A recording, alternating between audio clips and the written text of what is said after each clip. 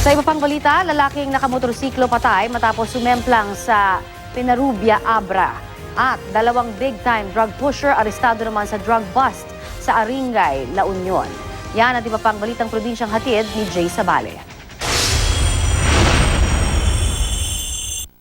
Swerteng walang nasaktan matapos maaksidente ang isang papaserong bus sa Maharlika Highway sa Calawag, Quezon. Tumagilid ang bus matapos tumama sa poste at mahulog sa isang kanal. Kinailangan pang basagin ang bintana para may madaanan palabas sa mga pasero.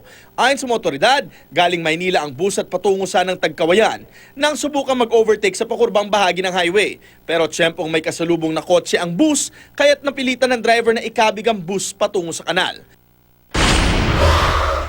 Dead on arrival sa ospital ang motorcycle rider na ito matapos sumemplang sa Abra. Base sa investigasyon ng pulisya, mabilis daw ang takbo ng motorsiklo nang mawala ng kontrol ang rider. Nagtamo ng sugat sa ulo ang biktima na kanyang ikinamatay. Arestado naman dalawang hinihinalang big-time pusher sa Aringay, La Union. Kinilala ang mga naarestong sina Renante Raquidan at Francisco Caburao. Kasama ang isang K9 unit, hinalugog ng mga pulis ang bayan ng mga sospek.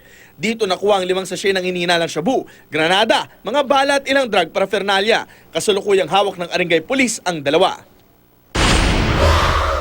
Aabot sa 700,000 pisong halaga ng alas ang natangay ng mga holdapper mula sa isang pawn shop sa Iligan City. Kwento ng isang empleyado, halos kabubukas lang nila nang mangyari ang insidente. Sinakto ng 4 na sospek na sumalakay habang nasa banyo ang gwardya ng pawn shop at mabilis na tinutukan ng baril ang mga empleyado. Nakuna ng CCTV ang insidente.